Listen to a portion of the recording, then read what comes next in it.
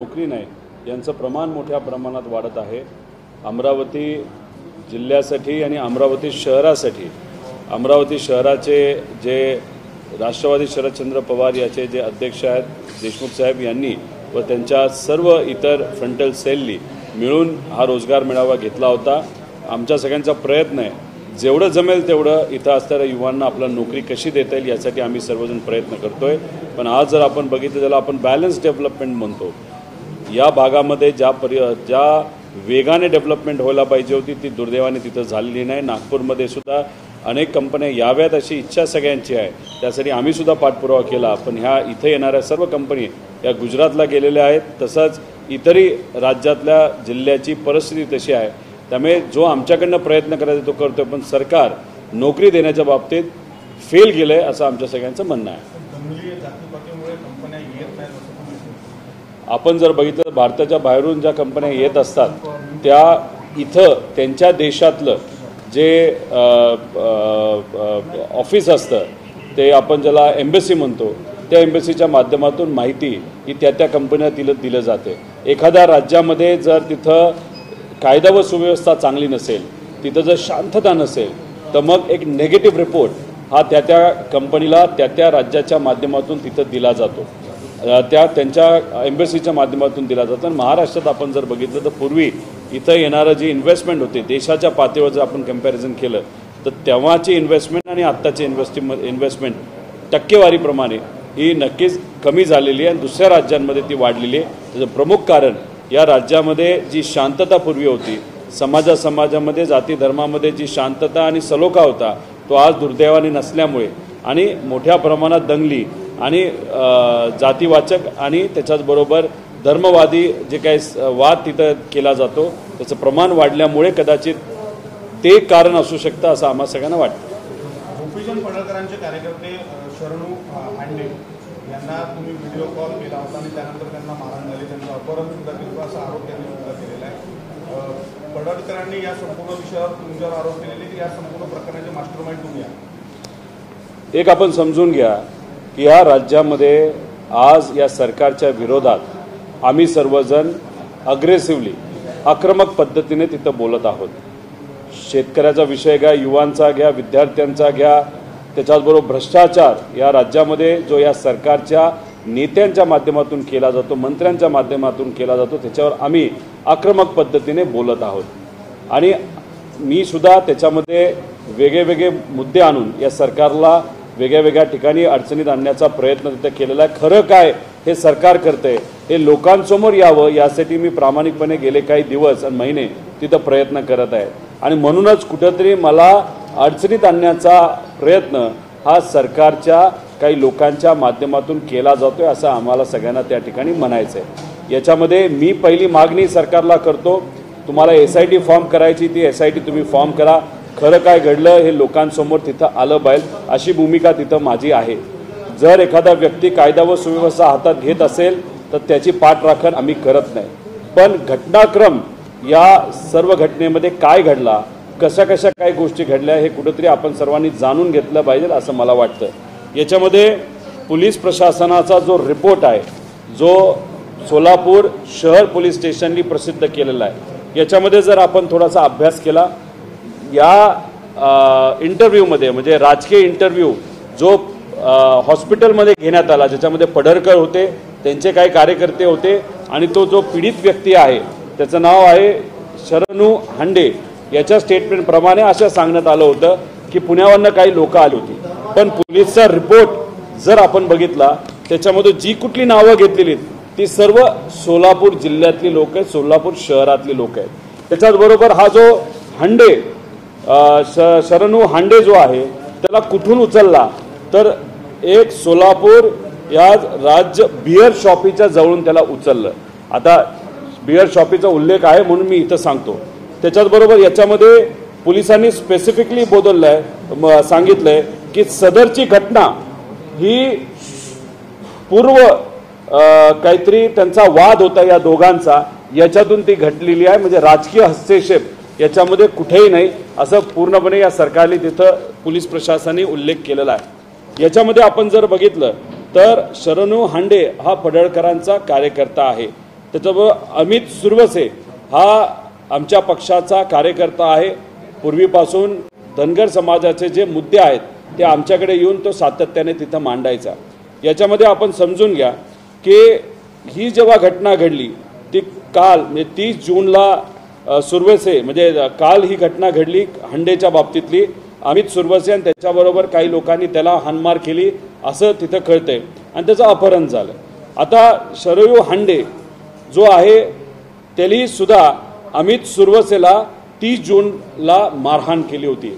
त्याचा व्हिडिओ आपण जर बघितला तर तो व्हिडिओ इथं आहे. अतिशय वाईट परिस्थितीमध्ये त्याला तिथं मारलं होतं, त्याच्यावर तिथं हाणमार केली होती आणि त्याचा हा जो व्हिडिओ आहे तो व्हिडिओ हा लोकांमध्ये या हांडेली तिथं प्रसिद्ध केला होता. याच्यामध्ये अमित सुरवसेला कुठं ना कुठंतरी भावनिक झाला असेल, वाईट वाटला असेल. पोलिसांकडे तो गेला होता नव्हता तो त्याला विचारल्यानंतरच आपल्याला कळेल. आणि मग कुठंतरी त्याची ती भावना होती. हांडे आणि सुरवसे हे मित्र आहेत, एकामेकाला ते फार पूर्वीपासून ओळखतात. पण मग राजकीय दृष्टिकोनातून आणि व्यक्तिगत विषयातून त्यांच्या बाचाबाची अनेक वेळा तिथं झालेली आहे. त्यामुळे अमित सुरवसेला 30 जून रोजी फार भयानक पद्धतीने तिथं मारलं होतं. त्याचे व्हिडिओ हे प्रसिद्ध केले होते. त्याला फार खालच्या लेवलला जाऊन त्या ठिकाणी बोललं गेलं होतं आणि त्याच्यात तो मनातून दुखावला होता. आता आमच्या सगळ्यांचं म्हणणं असं आहे की जर अमित सुरवसे कालच्या प्रकरणामध्ये जबाबदार असेल तर त्याच्यावर कारवाई व्हावी. पण त्याच्यावर कलम टाकत असताना तुम्ही कलम कुठले टाकताय हे सुद्धा पोलिसांनी सांगितलं गेलं पाहिजे. आणि 30 जूनला अमित सुरवसेला त्या धनगर कार्यकर्त्याला ज्या पद्धतीने मारलं गेलं तर मग आता व्हिडिओ अख्ख्या लोकांसमोर तो आलेला आहे. मग पोलीस प्रशासन अमितवर जी कारवाई तिथं करत आहात तशीच कारवाई हांडेंवर सुद्धा तुम्ही करणार आहात का असा प्रश्न तिथं आम्ही सर्वजण करतो. आता याच्यामध्ये आपण जर बघितलं तर काल जेव्हा ही घटना घडली होती आणि आज तिथं पडळकर जे गेले होते, पडळकरांबरोबर काही लोक होती. त्याच्यामध्ये आपण बघितलं तर शरणू हांडेच्या कानात एक माऊली माऊली काय तुझं नाव आहे हळणवर असा कार्यकर्ता त्या शरणू हांडे याच्या कानामध्ये काय बोलतो याचा फोटो, याचा पूर्णपणे व्हिडिओ आहे. तो कानात जे काय बोललात त्याच्यानंतर अचानक लगेचच या हांडेली माझं नाव तिथं घेतलं. आता हा जो व्यक्ती आहे जो माऊली हवळणर आहे हा भाजपचा एक कार्यकर्ता आहे. तो किसान सेलचा भाजपचा पदाधिकारी आहे आणि ते किसानासाठी आणि शेतकऱ्यासाठी काय केलं हे तिथल्या लोकांना तुम्ही विचारा. पण तो कशासाठी प्रसिद्ध आहे हे सुद्धा तुम्ही सर्वांनी जाणून घेतलं पाहिजे. वाळूच्या प्रकरणामध्ये त्याच्यावर गुन्हे बरंच काय आहे. आता अशा पद्धतीने तुम्ही कानात काहीतरी सांगता आणि मग लगेचच तो हांडे माझं नाव घेतो. मग याच्या मागे मुद्दामून मला फ्रेम करण्याचा प्रयत्न हा सरकारच्या या कार्यकर्ते आणि पदाधिकाऱ्यांच्या आणि भाजपच्या पदाधिकाऱ्यांच्या आणि नेत्यांच्या आणि आमदाराच्या माध्यमातून केला जातो का असं आमच्या सगळ्यांचं त्या ठिकाणी म्हणणं आहे. आता हा माऊली जो हळवणर आहे तो आजच सकाळी हा जे काय त्यांचं नाव पडळकर यांच्या गाडीमध्ये पंढरपूरच्या आसपास तो पडळकरच्या गाडीमध्ये त्या ठिकाणी तो बसला. आता हळवणर जो आहे आता त्याचं नाव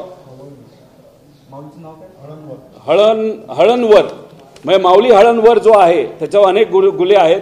तो पडळकरचा कार्यकर्ता आहे. आणि मग आज सकाळी पडळकरांच्या गाडीत बसल्यानंतर एक रणनीती ठरली होती की आता या विषयामध्ये रोहित पवारांना आपल्याला कुठं ते अडकवता येईल. आणि मग ही रणनीती जी गाडीत तिथं ठरली त्यानंतर आपण जर बघितलं तर या माऊलीने हांडेच्या कानामध्ये जे सांगितलं आणि त्यानंतर अचानक हांडेली तिथं माझं नाव घेतलं. हांडेली काय सांगितलं की मी व्हिडिओ कॉन्फरन्स केला, नाही तर मोबाईलवर मी व्हिडिओच्या माध्यमातून बोललो. एक तर काल दुपारपासून मी कुठलाही फोन कोणाचाही तिथं घेतला नाही, कारण का मी छत्रपती संभाजीनगरमध्ये काही राजकीय कार्यक्रमासाठी आलो होतो. त्यानंतर मी आता अमरावतीला आलेलो आहे, मध्ये वाशिमला मी गेलो होतो, अशा वेगवेगळ्या कार्यक्रमामध्ये होतो. आणि एक सांगतो, मी व्हिडिओ कॉल कोणाशीही करत नाही, मी घरच्यांशी सुद्धा व्हिडिओ कॉलच्या माध्यमातून बोलत नाही. मग हा कोण लागून गेला हांडे की ज्याच्याबरोबर मी व्हिडिओ कॉल तिथं केलाय. त्यामुळे पोलिसांना माझी विनंती आहे, खोलात जावा, SIT फॉर्म करा, खरं काय हे लोकांसमोर तिथं हे आलंच पाहिजे. हाच तो माऊली हळवणर जो पडळकरचा कार्यकर्ता देवेंद्र फडणवीस साहेबांबरोबर सुद्धा त्याचा त्या ठिकाणी फोटो आहे. आणि फोटोचा विषय तुम्ही काढला असल्यामुळे आता हे जर फोटो आपण सर्वांनी बघितले, हे बावनकुळे साहेबांचा फोटो आहे। हा फोटो कोणाबरोबर आहे तर हा दीपक काटे म्हणजे प्रवीण दादा गायकवाड ज्यांना सोलापूरमध्ये मारहाण केली गेली, त्यांच्यावर शाई फेकली गेली, तो कोणाचा कार्यकर्ता आहे? तो हा बावनकुळे साहेबांचा कार्यकर्ता आहे। आता प्रवीण दादा गायकवाड जे सामाजिक कार्यकर्ते आहेत त्यांना तुम्ही मारहाण करता। तुम्ही या काटेवर जो मर्डर केलाय त्यांनी स्वतःच्या चुलत भावाला मारून टाकलेलं आहे, 7 वर्ष जेलमधून जाऊन आलेला आहे, अशा व्यक्ती हा भाजपचा कार्यकर्ता आहे आणि बावनकुळे साहेबांबरोबर त्याचे फोटो आहे। मग आपण असं म्हणायचं का बावनकुळे साहेबांचीच यांना कायच्या कानामध्ये सांगितलं जा प्रवीणदादा गायकवाड जो सामाजिक कार्यकर्ता आहे, शिवशाहू फुले आंबेडकरांचा विचार पुढे घेऊन चाललेला आहे, त्याच्या विरोधात तू ऍक्शन घे, त्याला मारहाण कर, असं मग बावनकुळे साहेबांनी तिथं सांगितलं का? हे सर्व त्या लोकांचे तिथं फोटो आहे, बावनकुळे साहेबांबरोबरचे फोटो तिथं आपण सर्वजण बघू शकतो। आता निलेश गायकवाड राम शिंदे सरांबरोबर हा फोटो आहे, हा जामखेडचा आहे। निलेश गायकवाड कोण आहे तर मोकोका लागलेला एक व्यक्ती आहे। धाराशिव जिल्ह्यामध्ये आज जर आपण बघितलं तर तिथे अनेक ज्या सोलारच्या कंपनीला हा माणूस तिथं धमक्या देतो। आता राम शिंदे सरांच्या प्रचारामध्ये हा व्यक्ती तिथं होता, अजितदादांचा लोकसभेचा सुद्धा जो प्रचार होता त्याच्यामध्ये हा व्यक्ती तिथं होता। मकोका आहे आणि पुणे सीपींनी याच्यावर तिथं कारवाई केली, तिची परेड सुद्धा काढली होती। मग राम शिंदेनी त्याच्या कानात सांगितलंय का हे गुन्हेगार? मग हा फोटो त्याच्याबरोबर असेल तर मग हे कोण आहेत? त्याच्याच बरोबर हा जो फोटो आहे, हा फोटो जो सेशनमध्ये जो काही मारापिटी झाली होती त्याच्यामध्ये या व्यक्तीला म्हणजे हा आहे पडळकरचा कार्यकर्ता, हा अधिवेशनामध्ये त्याला तिथं आणलं गेलं आणि पडळकरच्या माध्यमातून तिथे असणाऱ्या एका देशमुख नावाच्या कार्यकर्त्यावर मारहाण याच व्यक्तीने केली। या व्यक्तीवर वाळूचे गुन्हे आहेत, बरेच काही गंभीर गुन्हे आहेत। अशा व्यक्तीला पडळकर जर अधिवेशनामध्ये आणू शकतो, ते टकले नावाचा हा माणूस आहे, तिथं जर मारहाण करू शकतो, म्हणजे जिथं कायदे बनवले जातात तिथंच कायदा मोडला जातो, अशा गुंडांना पडळकर जर तिथं बोलवत असेल आणि तिथं हाणमार करत असेल तर याच्यावरनं तुम्ही समजून घ्या की हे रणनीती आखण्यासाठी पडळकर काय लेवलला गेलेले आहेत, किती पुढे गेलेले आहेत। त्यामुळे ह्या सगळ्या गोष्टी आणि त्याच्यात जो देशमुख आमचा कार्यकर्ता आहे तेव्हा वेगळ्या प्रकारची कारवाई केली जाते, या टकलेला तसंच सोडून दिलं जातं आणि हा टकले जेव्हा गावी जातो तेव्हा त्याचा हार तुरे आणि ढोल ताशा करून त्याचा सत्कार तिथं केला जातो। याच्यावरनं तुम्ही काय संदेश त्या ठिकाणी दिला आहात? आता आमची सगळ्यांची मागणी आहे की अधिवेशनामध्ये असताना पडळकरांवर अनेक लोकांनी त्या ठिकाणी वेगवेगळ्या प्रकारचे त्यांनी पडळकरांनी गुन्हे केलेत असं आम्हाला तिथं सांगितलं। त्यात एक पडळकर नावाची गरीब महिला आहे, ज्यांनी असं सांगितलं की पडळकरच्या काही कार्यकर्त्यांनी त्यांची जमीन हडपली। त्यामुळे अशा पद्धतीने आमच्यावर तुम्ही जर कारवाई करत असाल, त्या ठिकाणी तुम्ही जर आम्हाला अडकवण्याचा प्रयत्न करत असाल, हंडेच्या कानामध्ये सावून रोहित पवारचं नाव घ्या असं तुम्ही तिथं सांगत असाल तर आम्ही कोणाला काही घाबरत नाही। तुम्ही जी काय SIT करायची ती तुम्ही करा। बघा आता इथं हा व्हिडिओ आहे ज्याच्यामध्ये माऊली आता त्या हंडेच्या कानामध्ये काहीतरी सांगतो। म्हणजे हे जे काय चालू आहे ना, कुठं ना कुठंतरी सरकारच्या माध्यमातून आम्ही जे काही सरकारच्या विरोधात बोलतोय, आमचा आवाज दाबण्याचा प्रयत्न त्या ठिकाणी केला जातोय। आम्ही कोणालाही घाबरत नाही, जी काही कारवाई करायची ती तुम्ही करा, पण ती कारवाई करत असताना जे काय खरं आहे ते लोकांसमोर तिथं आलं पाहिजे। आणि हा जो सुरवसे नावाचा कार्यकर्ता आहे त्याच्यावर जे कलम लावले ते एवढे कडक कलम तुम्ही लावले असतील तर मग सुरवेसेला जी मारहाण झाली होती त्या मारहाणीच्या बाबतीत हंडेवर सुद्धा तुम्ही ती कारवाई करणार आहात का? आज या राज्यामध्ये संतोष देशमुख प्रकरण घ्या, महादेव मुंडेचं प्रकरण घ्या, 2-2 वर्ष झालं तिथं कुठेही कारवाई केली जात नाही, न्याय मिळत नाही। आणि मग अशा पद्धतीने जर कायदा व सुव्यवस्थेची परिस्थिती या महाराष्ट्रामध्ये असेल आणि आम्ही फक्त महाराष्ट्राच्या बाजूने या सरकारच्या विरोधात तिथं बोलत असेल आणि आम्हाला या सेटअपमध्ये अडकवण्याचा जो प्रयत्न सत्तेतले काही लोक करत असतील तर हे हास्यास्पद आहे। आम्ही कोणालाही घाबरत नाही, ईडीला घाबरलो नसेल तर आम्ही या थोडी पडळकरच्या कार्यकर्त्यांना, पडळकरच्या या रणनीतीला आणि या राजकीय खेळीला आम्ही थोडीच घाबरणार आहोत, हे स्पष्टपणे या ठिकाणी आम्ही सर्वजण भूमिका घेत आहोत। या राज्यात गुंडागर्दीला खतपाणी रोहित पवार घालतात असं सदाभाऊ खोतांनी या संपूर्ण प्रकारावर म्हटलं। अहो सदाभाऊ खोत, खरं काय ते लोकांना सांगा। तुम्ही स्वतःच बोलला होता की शेतकऱ्याचं प्रतिनिधित्व करत असताना आम्ही दुधात पाणी घालायचो, आम्ही फसवणूक करायचो, आम्ही दिखावा करायचो आणि रस्त्यावर आंदोलन करायचो। जो शेतकऱ्याचा झाला नाही शेतकरी नेता म्हणून तो लोकांचा थोडी त्या ठिकाणी होणार आहे। त्यामुळे तुम्ही क्लेम करत असताना, एखादी भूमिका घेत असताना खोकले आरोप करत असताना पुरावा जर तुमच्याकडे असेल तर तो पुरावा त्या ठिकाणी तुम्ही द्या. आम्ही तर अनेक पुरावे तुम्हाला दिलेले आहेत की जेव्हा लोकसभेचं इलेक्शन होतं तेव्हा गुंड लोक हे भाजपचा प्रचार करताना, अजितदादाच्या पक्षाचा प्रचार करताना, त्याच्याचबरोबर एकनाथ शिंदे साहेबांना कोण कोण गुंड तिथं भेटलं होतं, त्याच्याचबरोबर देवेंद्र फडणवीस साहेबांना कोण भेटलं होतं, राम शिंदे सरांना कोण भेटलं होतं, हे सगळे पुरावे आम्ही तिथं दिलेले आहेत. त्यामुळे गुंडागर्दीला कोण खत पाणी देते हे लोकांनी त्या ठिकाणी बघितलेलं आहे. त्यामुळे तुमच्या जो चॉकलेट बॉय दुसरा मित्र आहे पडळकर, याला फक्त पाठिंबा देण्यासाठी उगाच काहीतरी स्टेटमेंट द्यायचं म्हणून जर हे स्टेटमेंट खोत भाऊ देत असाल तर लोकांनी उघड्या डोळ्याने बघितलंय तुम्ही शेतकऱ्याची कशी फसवणूक त्या ठिकाणी केलेली आहे. विश्वविद्यालय आता तुम्ही चालवताय पवार साहेबांनंतर भ्रष्टाचाराची गुन्हेगारीचं असं खोत नाराज आहेत, त्यांच्या डोक्यावर थोडासा परिणाम झालेला आहे. त्यांना अपेक्षा होती त्यांना मंत्रिपद मिळेल, पण त्यांनाही मंत्रिपद मिळालं नाही. आणि चॉकलेट बॉयचे दुसरे त्यांचे सदस्य आहेत पडळकर, यांनाही तिथं कुठेही मंत्रिपद मिळालं नाही, म्हणून त्यांच्या डोक्यावर परिणाम झालेला आहे. भ्रष्टाचाराच्या बाबतीत उलट सगळ्यात जास्त मी बोलतोय. शक्ती मार्ग जो केला जातोय, जो कदाचित खोतांच्या जवळूनच तिथं जात आहे, तिथं जाऊन जरा शेतकऱ्यांशी तुम्ही बोला.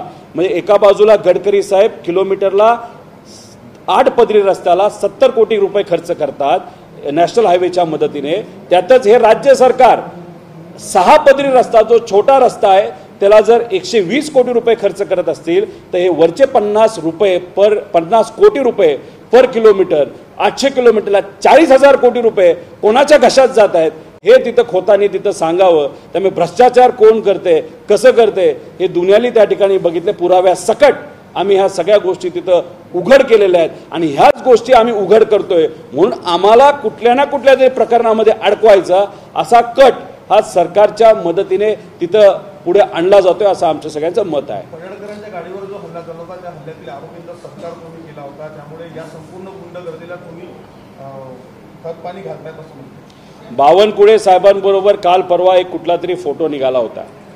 तो फोटो कोणाचा आहे? तो फोटो एका ड्रग माफियाचा आहे असं आम्हाला कळतंय. आता त्याच्यामध्ये जो बावनकुळे साहेब आहेत ते जबाबदार आहेत का असं मी म्हणणार नाही. बरेच लोक आमच्याबरोबर येतात, फुलाचा गुच्छ घेऊन येतात, आमच्याबरोबर गुच्छ घेतात आणि तो फोटो काढतात. आता हा जो अमित आहे त्याच्याबरोबर मी कधी फोटो काढला असेल? युवा संघर्ष यात्रेमध्ये मध्ये आधी तो तिथं आला असेल तेव्हा त्यांनी काढला होता.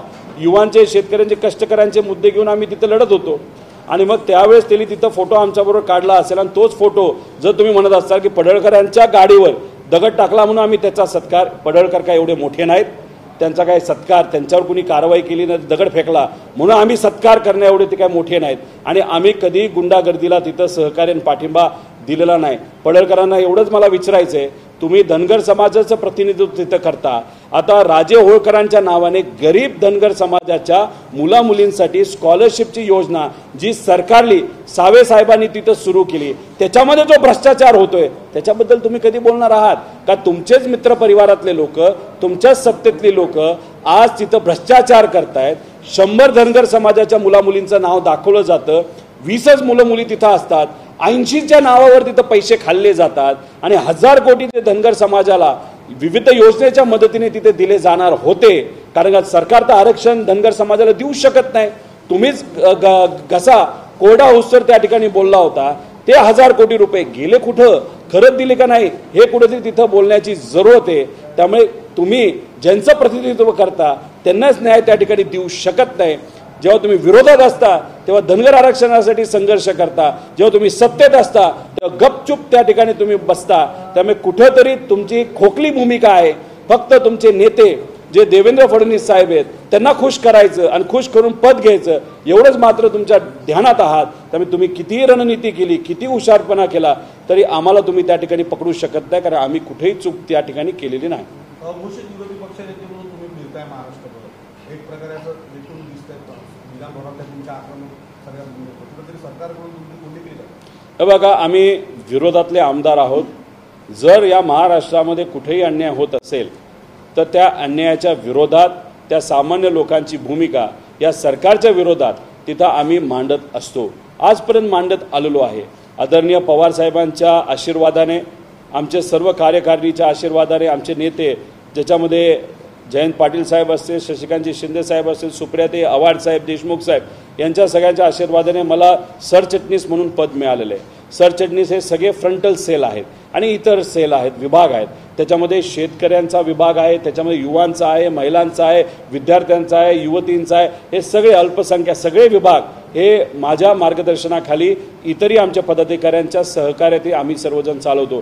त्यामुळे या विभागाच्या अंतर्गत जिथं कुठं अन्याय होतो, गरिबावर अन्याय होतो, तिथं आम्ही आवाज उठवतो। आज बरेच आमदार बोलतात, पण आम्ही आक्रमक पद्धतीने तिथं बोलत असेल। आमची तर मागणी आहे की आमचे जे कोणी सहकारी आहेत, भास्कर जाधव साहेब, त्यांना विरोधी पक्षपद तिथं मिळावं, पण सरकार तिथं देत नाही। त्यामुळे आज आम्ही सर्वजणच विरोधी पक्ष नेता असल्यासारखं लोकांची बाजू ही सरकारच्या विरोधात त्या ठिकाणी मांडत आहोत। त्यात चूक काय?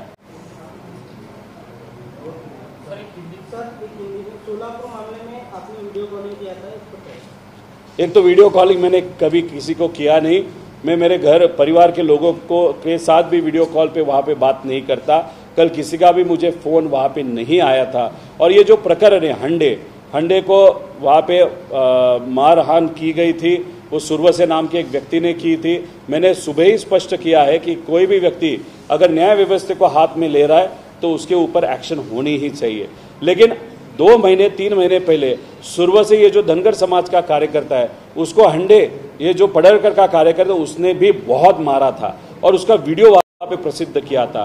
पुलिस प्रशासन को मेरी मांगनी है कि अगर सुरवसे के ऊपर आप ये कलम अलग अलग कलम डाल रहे हो कि जिसके कारण उसको 10 साल से आगे सजा हो सकती है, फिर हंडे ने जो सुरवसे को मारा था जिसका वीडियो आज पब्लिश किया गया है, उस हंडे पे आप कार्रवाई करोगे क्या?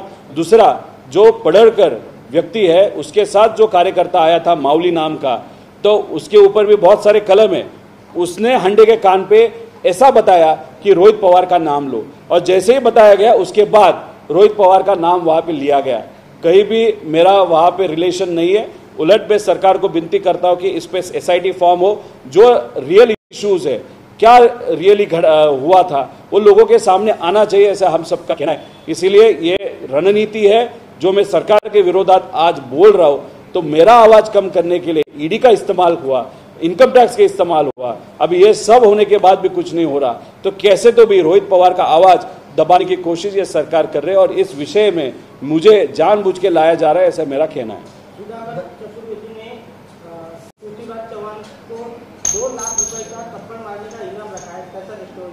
कौन है ये चतुर्वेदी?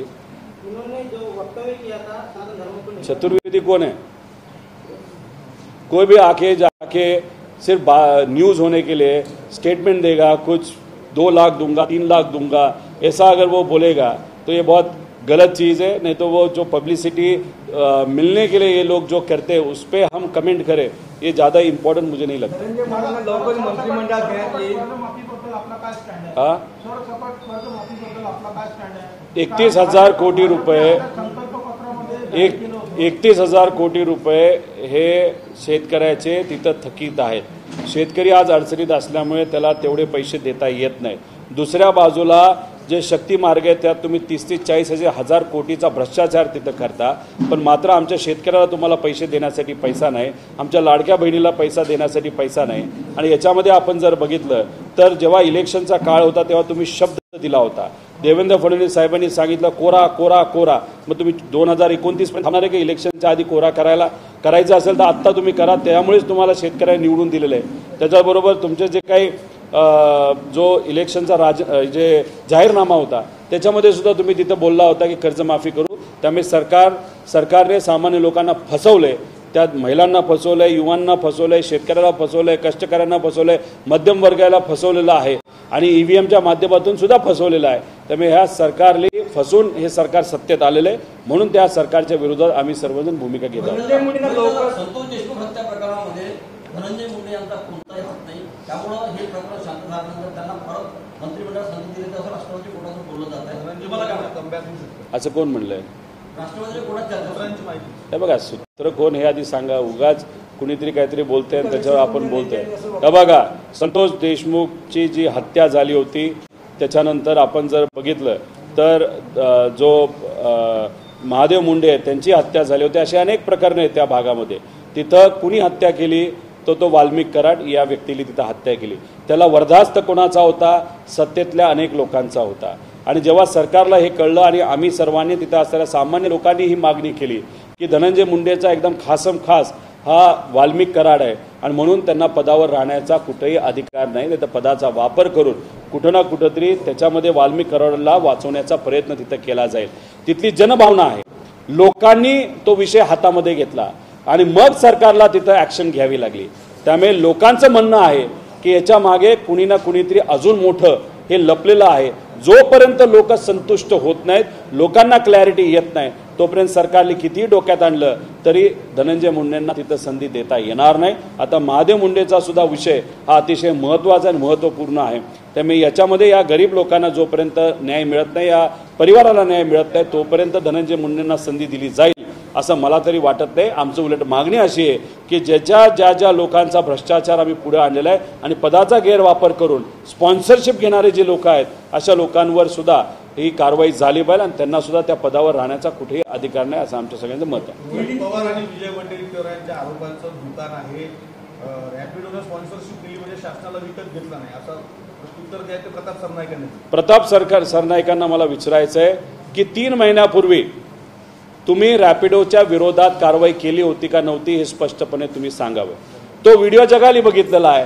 तुम्ही ऑर्डर केलं, रॅपिडोची टॅक्सी मोटरसायकल टॅक्सी तिथं आली, तुम्ही तिथं झाप त्याला झापलं, मी परवानगीच दिली नाही, मी मंत्री आहे असं तुम्ही तिथं सांगता.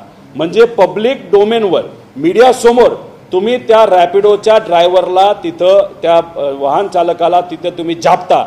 म्हणजे रॅपिडोला तुम्ही संदेश देता बघ मी काय करू शकतो. आणि लगेच 3 महिन्यानंतर तुम्ही परिवहन मंत्री आहात, तुम्ही दुसऱ्या एखाद्या पदाचा नाही तर दुसऱ्या विषयाचे मंत्री असला असता तर आम्ही कदाचित काही प्रमाणात समजू शकलो.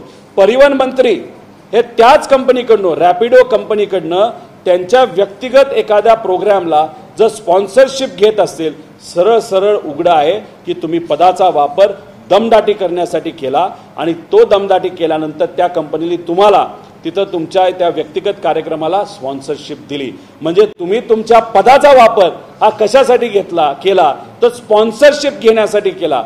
मग पद हे कशाचं आहे तर हे सरकारचं पद आहे, हे लोकांनी दिलेलं पद आहे, हे संविधानिक पद आहे. संविधानिक पदाचा ऑफिसचा वापर हा व्यक्तिगत हितासाठी तुम्ही मंत्री म्हणून करत असाल तर त्याला भ्रष्टाचारच आपण म्हणतो. म्हणून तुम्हाला सांगतो, तुम्हाला विनंती करतो, याच्या आधी फक्त स्टेटमेंट दिल्यामुळे अजितदादांनी राजीनामा दिलाय, तिथं आराराबांनी राजीनामा दिलाय, विलासराव देशमुख साहेबांनी राजीनामा दिलाय. हे उदाहरण हे आपण सर्वांनी बघितलं कारण त्यांच्यामध्ये नैतिकता होती. तुमच्यामध्ये जर नैतिकता असेल तर तुम्हाला राजीनामा हा द्यावाच लागेल. आणि अजून एक गोष्ट या महाराष्ट्रामध्ये आपण बघितली तर कुठेतरी रॅपिडोकडनं आता तुम्ही स्पॉन्सरशिप घेतली म्हणून रिक्षा चालक, टॅक्सी चालक या लोकांमध्ये आता भीती निर्माण झालेली आहे की आता तुम्ही स्पॉन्सरशिप घेतली, मग उद्या जाऊन रॅपिडोच्या मोटरसायकलच्या टॅक्स्या तुम्ही सुरू कराल, त्याच्यामध्ये रिक्षा आणि टॅक्सी आणि त्याच्याबरोबर ओला उबर ह्या सगळे तिथं असणारे लोक अडचणीत येऊ शकतात. त्यांचे सुद्धा ज्या काही संघटना आहेत त्यांनी सुद्धा सरनाईकांच्या विरोधात आंदोलन सुरू केलं अशी चर्चा तिथं आहे. त्यामुळे आज पदाचा वापर करून तुम्ही स्पॉन्सरशिप घेतली आणि उद्या जाऊन स्पॉन्सरशिप घेतली म्हणून या रॅपिडो कंपनीला तुम्ही त्यांच्या मोटरसायकल रिक्षा सुरू कराल अशी भीती आता लोकांना तिथं वाटते. त्यामुळे पूर्णपणे पदाचा वापर केलाय. आणि सरनाईक साहेब, आम्ही कधीही विदाऊट पुरावे त्या ठिकाणी बोलत नाही. आजपर्यंत जे काय बोललो ते पुरावे सकट बोललेलो आहे. जर तुम्ही त्या ठिकाणी बोलत असाल तर तिथं सरळ तुम्ही पुरावे सकट बोलला तर त्याला प्रतिउत्तर देण्यासाठी आम्ही तयार आहोत. अजितदादा पुण्याच्या दौऱ्यावर होते. सकाळी त्यांनी स्टेटमेंट दिले की पुणे जिल्ह्यामध्ये 3 महानगरपालिका आम्ही स्थापन करणार आहोत, जर याच्यात तुम्ही आडवा आलं तुम्ही हायगाई करणार नाही म्हणून. काय वाटतं? नाही, दादा करत असतील तर चांगली गोष्ट आहे. पण याच्या आधी सुद्धा आपण जर बघितलं की आज या सरकारमध्ये फक्त एका नेत्याने निर्णय घेतला आणि विषय संपतो असं नाही. त्याच्यात काही दिवसांपूर्वी एकनाथ शिंदे साहेबांनी एका अधिकाऱ्याचं नाव हे मुंबई महानगरपालिकेवर पुढं केलं. तसंच देवेंद्र फडणवीस साहेबांनी एक नाव त्याच पदासाठी वेगळं पुढं केलं. त्यामुळे पुण्यामध्ये दादांना खूप काही करायचं असं जाणवते. दादांकडे बघितल्यानंतर जेव्हा ते हिंजेवाडीला गेले होते तेव्हा ते तिथं फिरले. लगेचच फडणवीस साहेबांची वेगळी बैठक ही IT सेंटरची तिथं घेतली होती. त्यामुळे दादांना वाटतंय तेवढं ते सोपं नाही. मग दादा कदाचित हे आमच्याबद्दल बोलत नसावे, देवेंद्र फडणवीस साहेबांबद्दल बोलत असावे की देवेंद्र फडणवीस साहेब जर आडवे आले तर आम्ही खपून घेणार नाही. आणि हे जर दादांमध्ये जे गट्स आहेत जी भूमिका दादांनी घेतली आहे की देवेंद्र फडणवीस साहेब मध्ये येतात हे दादांना माहिती असल्यामुळे जर पुण्याच्या शहराच्या विकासासाठी जर सत्तेतलं कुणी मध्ये आलं तर मी त्याची घाई करणार नाही, ही भूमिका जर दादांनी घेतली असेल आणि त्याच पद्धतीने दादा येत्या काळामध्ये वागणार असतील तर आम्ही त्यांचं स्वागत त्या ठिकाणी करतो. आता फडणवीस साहेबांनी या विषयावर आता पुण्यामध्ये असताना एक भाषण दिलं होतं, त्याच्यामध्ये त्यांनी सांगितलं होतं का पुण्यामध्ये गुंडगिरी चालू आहे आणि आता खपून येणार नाही. हा इशारा कोणाकडे? या महाराष्ट्रामध्ये देवेंद्र फडणवीस साहेब गुंडगर्दी तुमच्या काळापासून सुरू आहे. पुण्यामध्ये कोयता गँग आहे, त्याच्याचबरोबर अनेक तुमचे जे नेते आहेत त्यांनी गुंडांचा वापर ह्या लोकसभेसाठी आणि विधानसभेच्या प्रचारासाठी केलेला आहे. आणि मग हा वापर त्यांनी तिथं केल्यानंतर तरीसुद्धा तुम्ही तिथं कारवाई करू शकत नाही. त्यामुळे देवेंद्र फडणवीस साहेब बोलण्यासाठी बोलून जातात, काय करत नाहीत अशी आमच्या सगळ्यांची भूमिका आहे. आणि त्याच्याचबरोबर ते कोणाबद्दल बोलत आहेत, कदाचित दादांचं वर्चस्व, त्यांच्या कार्यकर्त्यांचं वर्चस्व हे MIDC मध्ये मोठ्या प्रमाणात आहेत.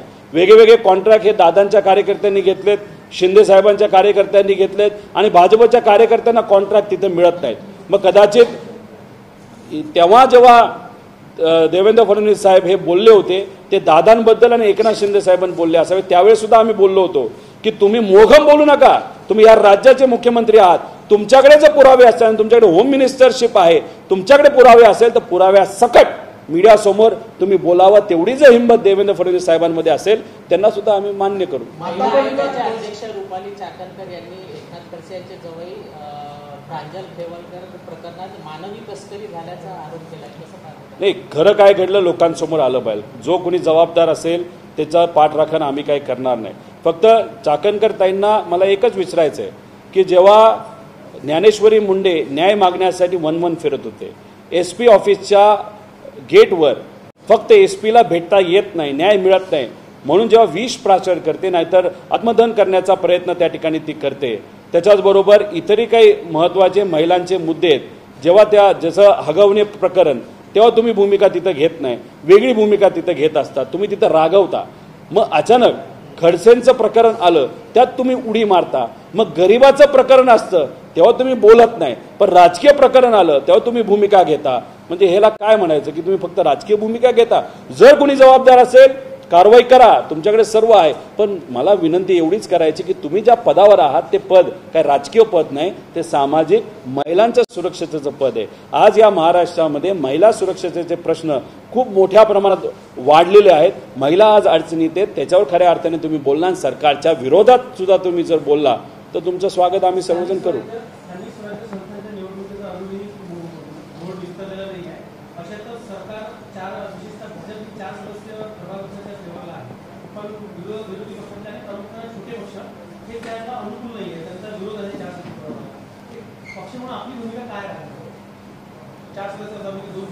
मी जेव्हा लोकांना भेटतो तेव्हा शहरामध्ये असणारे जे सर्व नागरिक आहेत त्यांचं म्हणणं असतं की वॉर्ड सिस्टम जर असेल तर आम्हाला थोडंसं सोपं पडतं. मी त्यांना विचारलं का सोपं पडतं. तो वॉर्डचा जो नगरसेवक असतो त्याला आम्ही गृहीत धरू शकतो, त्याला जबाबदार धरू शकतो. बघ तिथं पाणी येत नाही, तिथं गटर तुंबलंय वगैरे. पण जेव्हा प्रभाग केला जातो तेव्हा रचना मोठी होते आणि मोठी झाल्यानंतर एखाद्या व्यक्तीला जबाबदार पकडणं हे थोडंसं अवघड होतं. तेव्हा एखादा विषय त्याला विचारला की तो कोणावरती ढकलून मोकळं होतो. त्यामुळे विकासासाठी लोकांना न्याय देण्यासाठी वॉर्ड रचना ही जास्त योग्य आहे. पण भाजप वॉर्ड रचनेमध्ये कधीच विजयी ठरू शकत नाही. जेव्हा मोठा व्यापक विषय घेतला जातो, प्रभाग मोठा केला जातो, त्याच्यात वेगळे विषय मिक्स करून भाजपला सत्तेत येणं थोडंसं सोपं वाटत असावं म्हणून कदाचित त्यांनी प्रभाग रचनेला हे पुढाकार दिलेला आहे, वॉर्ड रचनेला दिलेला नाही. ईडीने आतापर्यंत ज्या काही चौकशा केल्या त्यामध्ये दोषी सिद्धीचे प्रमाण अतिशय कमी आहे. त्यामुळं एखाद्या ठकाप्रमाणे वागून असं सुप्रीम कोर्टाने ईडीला ठणकावलं आहे. सुप्रीम कोर्टाचं स्वागत आपण केलं पाहिजे. 99% विषयामध्ये ईडीने जी कारवाई केलेली आहे त्याच्यात काही निघालेलं नाही. 98% कारवाई ईडीने ज्या केल्यात त्या विरोधी पक्षाच्या नेत्यांवर केलेल्या आहेत. आणि मग ईडीचा वापर आजपर्यंत कशासाठी केला? फक्त भीती दाखवण्यासाठी केला. भीती दाखवायची, काही नेत्यांना आपल्याकडे करायचं आणि विषय तिथं संपवून टाकायचा. मग ईडीचा वापर हा इलेक्शन कमिशनसाठी केला. इलेक्शन कमिशनचं स्वायत्त आहे, ईडी स्वायत्त आहे, CBI स्वायत्त आहे. पण याचा वापर भाजपने फक्त राजकारणासाठी तिथं केला. म्हणून आम्हाला भीती वाटते की जे आरती साठे जे वकील आहेत आज त्यांना जे कलोजियमली तिथं हायकोर्ट मुंबई हायकोर्टचं हा जज करावं याचं रेकमेंडेशन ते केलं आहे. हेच आम्हाला भीती वाटते. इलेक्शन कमिशन BJPच्या दावणीला आहे, ED दावणीला आहे, CBI दावणीला स्वायत्त असून सुद्धा उद्या जाऊन जर या न्यायव्यवस्थेमध्ये सुद्धा भाजप प्रेरित जर लोक गेली तर उद्या गरिबाला न्याय कसा मिळणार अशी भीती आम्हाला त्या ठिकाणी वाटते. त्यामुळे या सगळ्या स्वायत्त संस्थेमध्ये राजकीय हस्तक्षेप कसा कमी होईल यासाठी सगळ्यांनीच प्रयत्न केला पाहिजे. संतोष बांगरांचा एक व्हिडिओ आता सध्या व्हायरल झालेला आहे. RTO अधिकाऱ्याला दमदाटी करतायत, ऑटोवाल्यांना फाईन का करताय म्हणून कुलूप लावणार RTO ऑफिसला असं आमदार आहेत ना, सत्तेतले आमदार आहेत, त्यांना एक अहंकार आहे. आता एक कॅन्टीनमध्ये कॅन्टीन केसरी बनण्याचा प्रयत्न करतात, दुसऱ्या बाजूला रिक्षा चालकाला मारहाण करतात, तिसऱ्या बाजूला बरंच काही धमक्या तिथं दिल्या जातात. मग काही असे आहेत की जे मंत्री आहेत पण हिंदू मुस्लिम वाद मुद्दामून पेटवण्याचा प्रयत्न करतात. अजितदादांचे काही आमदार आहेत अहिल्यानगर या शहराचे, ते सुद्धा हिंदू मुस्लिम पेटवण्याचा प्रयत्न करतात.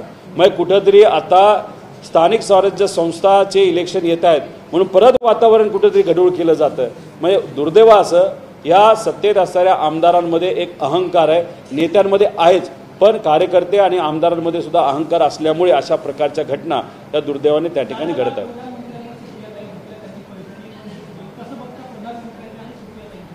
पैठणी गिफ्ट केली म्हणजे जे कामगार आहेत, मजूर आहेत, त्यांना कुठेतरी न्याय दिला पाहिजे अशी भूमिका सुप्रियाताईंनी तिथं व्यक्त केली असावी. पैठणी ही महाराष्ट्राचा